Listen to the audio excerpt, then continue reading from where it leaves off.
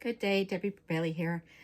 Hey, I have watched a lot of videos on making sourdough, and I've read several books, and they're simple, they are complex, and there's you have to's, and the list goes on and on. And here's what I've learned.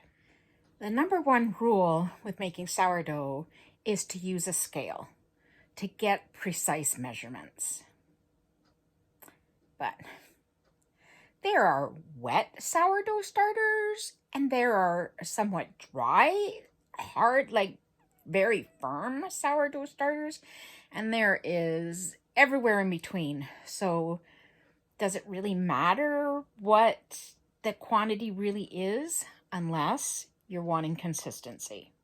If you're wanting consistency and the exact, like this is going to work like this every time, then you need to measure.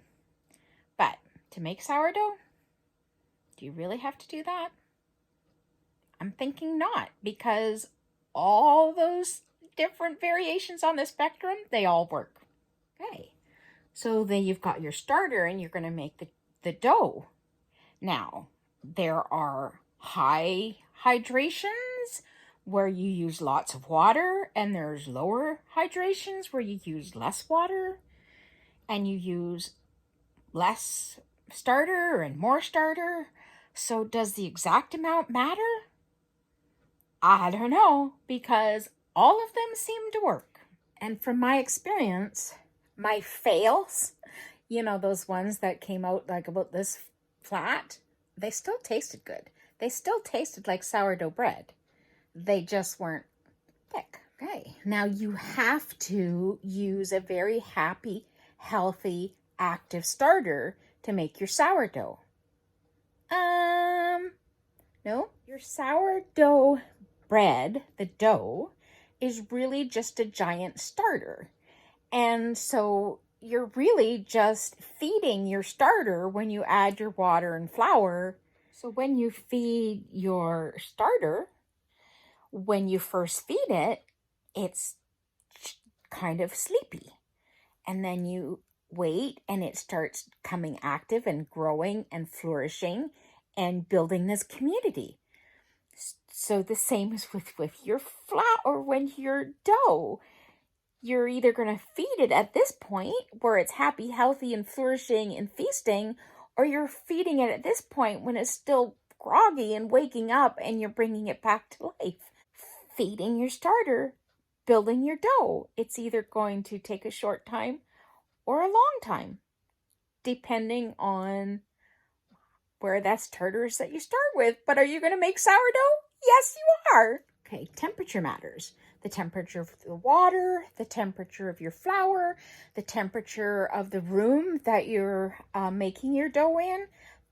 You need like this window of temperature. Nope, because you can stick it in the fridge and it will continue to work. It just takes longer. And if you have it in summer or you live where there's really hot temperatures, you can still make it. It's just a very fast process. So the temperature doesn't matter. It's just going to change how fast the process is. So what does matter?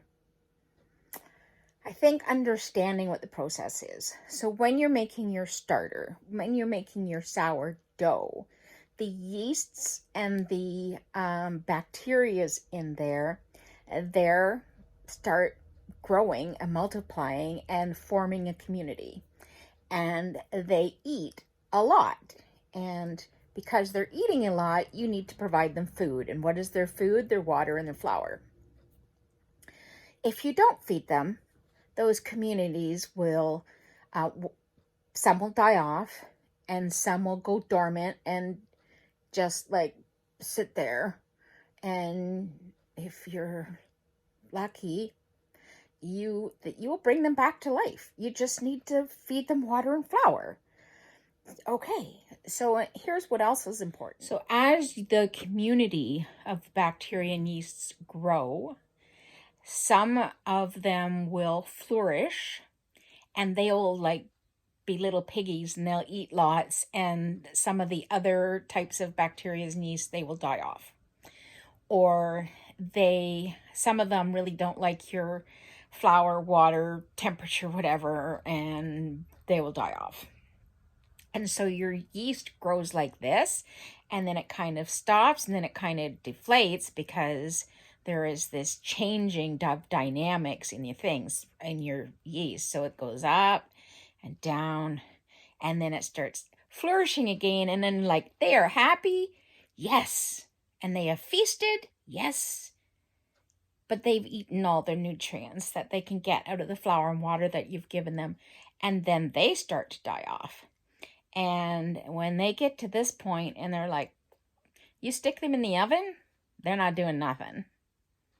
We want to get them when they're up here and they're feasting, so that when you get them in the oven, they get that last little burst of heat and warmth and happiness, and they go, and your sourdough gives that nice little ear on the top of it.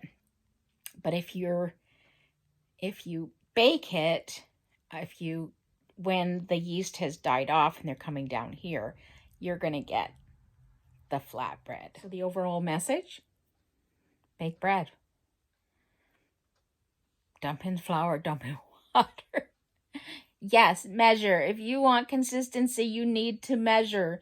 If you want to say, hey, I'm going to make this loaf again, and you want it to turn out well, and just like you made it yesterday, you need to measure to keep that consistency. And if you mess up, the first time I messed up, my scale had changed units on me, and instead of 300 grams of water, I think I put like 200, and I'm like, now what? I didn't even know where I am, because then I was all confused. And you know what? It was a delicious loaf of bread. And I went, oh, following the recipe to the T doesn't really matter.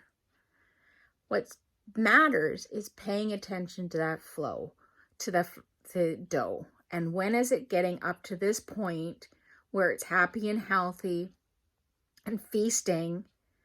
The whole point of sourdough for me is giving those bacterias and yeasts time to feast, so they break down the flour so that my body can digest it. And, I can have like one loaf of store-bought bread, sourdough or otherwise, in a week.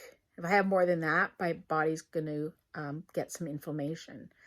I'm having sourdough bread every day, couple times a day, breakfast and lunch. And my body is okay with that. What? So the fermentation time is key. So when you see a sourdough recipe that, hey, you can make this in an hour. Yes, but it's not going to have broken down the flour for that digestibility component. So there we go. So here's the wrap up. Measure if you want consistency. Feed your starter flour and water. Watch it when it gets happy, healthy, and before it starts doing this, because then you'll get flatbread, and we don't want flatbread. It's really hard to eat. You don't get much. You get a little thin slice of bread, not much to do with it. Get to know it. There you go. There's my summary. Take care. Have a great day and enjoy your sourdough.